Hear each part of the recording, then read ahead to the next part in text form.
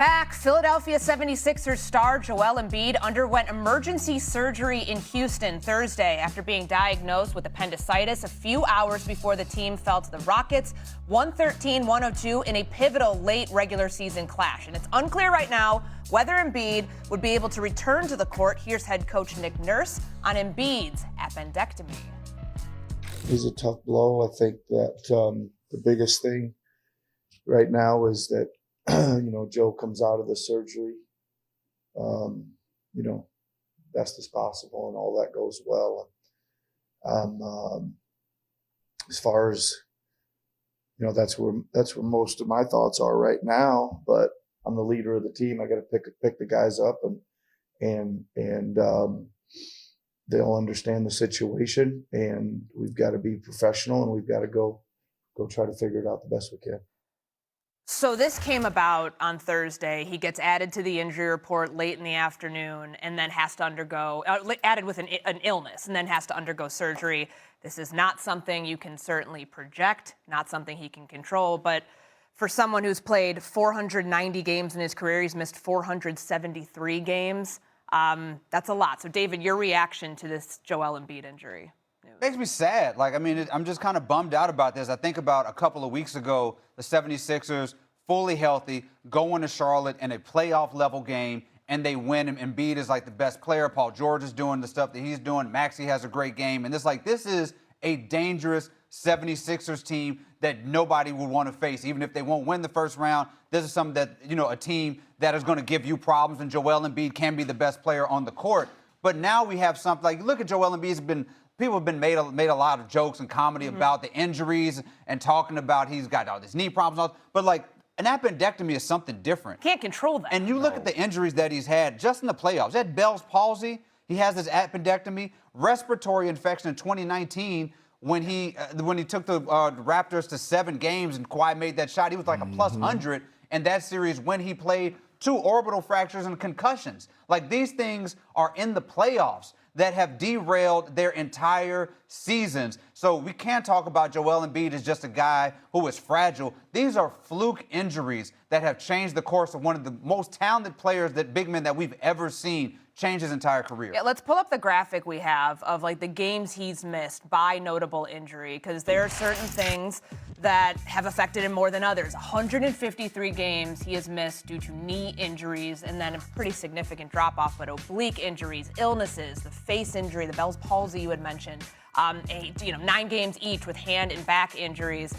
It's tough. It's tough, Vinny, because this is somebody who, at times, it's felt like his body has betrayed him in the biggest moments, and ultimately that ends up hurting the team, whether he controls it or not. He's going to go down as one of the most unlucky players in NBA history. You're going to have, the Grant Hills, the Penny Hardaways, the Derrick Roses, even Chris Paul to some degree, and you're going to say, man, we got a taste of what Joel Embiid, once he got over that playoff thing, because there were years where he couldn't perform up to his regular season standard in the playoffs, but he's shaken that off more recently. He's played 96 games since that MVP season of 3 years ago. That's barely a season and a playoff run since. And to Philadelphia's credit, when you look at Tyrese Maxey and B.J. Edgecomb, you see the future of the franchise. You see it in front of you right there. I didn't give them much of a chance this season, even if you want to call them a scary team in the first round. I didn't give them much of a chance because there's not much sweat equity with their best 4 players. Between Paul George, Embiid, Maxey, and Edgecomb, they played 360 minutes together. If you look at the Knicks' 4 best players of OG Anunoby, Karl Towns, Bridges, and Brunson, 900 minutes. There's just way too much experience on the other side of teams that you're going to be going against that know how to play with each other, that know how to play against other teams. This team doesn't know each other in that way. The Philadelphia 76ers are an idea. That's what they are. They're an idea more than they are anything else, and this is just another unfortunate example of how their best laid plans have never come to bear. I just feel bad. It's sad for Joel Embiid. Again, we're talking about one of the most talented centers that this game has ever seen. And when you talk about bad luck, it always come at the worst time, right before playoffs or during the first round of the postseason. he never has the luck that he needs to go and be at his best. And like David said, hey, look, we're not talking about just knee injuries. We're talking about backs. His back. We're talking about Bell's palsy. It's stuff that he can't control. Stuff that he can't control that's out of his hands. And so, again, I'm kind of pissed off about it because I was looking forward to seeing Joel Embiid play this postseason. I was very critical of the Philadelphia 76ers and Joel Embiid at the start of the season, but I started to see the plan that they had in place. It was actually working.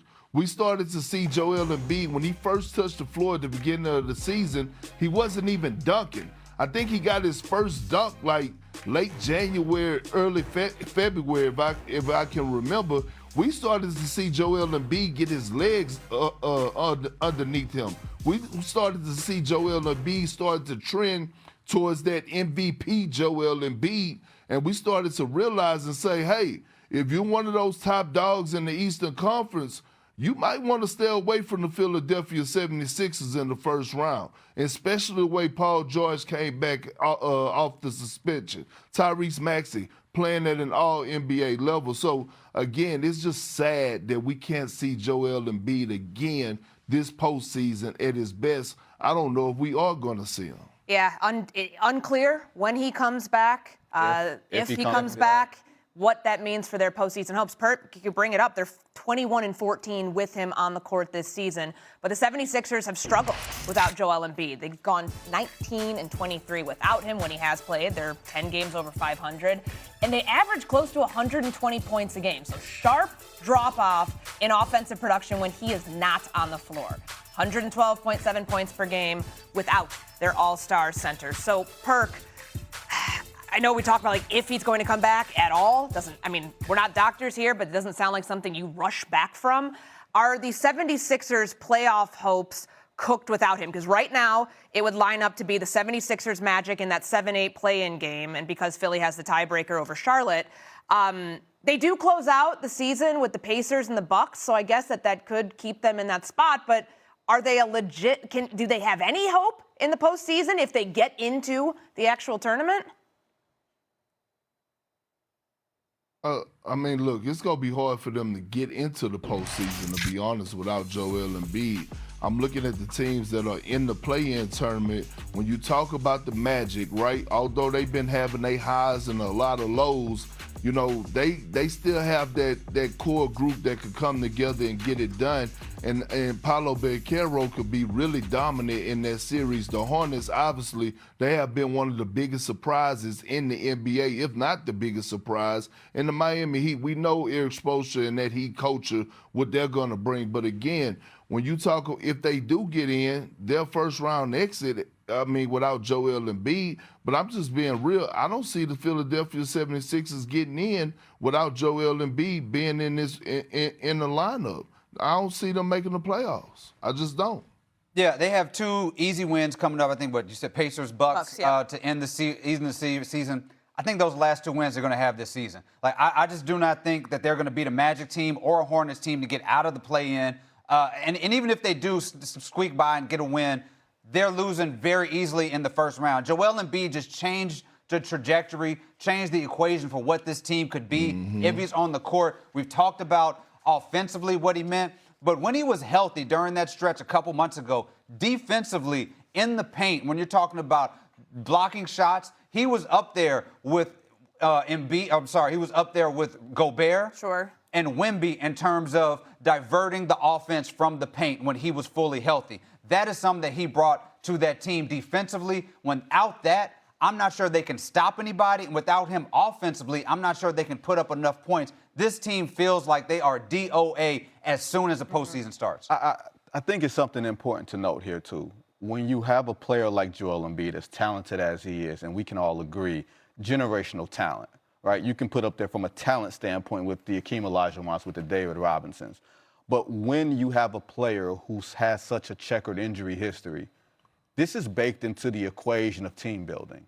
You have to factor this in if you're Daryl Morey, if you're Nick Nurse, that something like this can happen because it always happens. And then when, let's say you did go into a playoff situation with Joel Embiid if he's healthy, and you're playing every other day, and you can't plan out the rest days and everything else. And they've done a good job of ramping the minutes up, but it didn't seem like it was going to be a sustainable operation from the beginning because Joel Embiid is so hurt. And he's now entering the other side of 30. His contract escalates over the next few years up until 29. So this is what the future looks like for the Philadelphia 76ers. As long as they have Joel Embiid, it becomes it becomes a patchwork process around him. And I don't know how sustainable or successful that is if the first thing you're saying about them is if.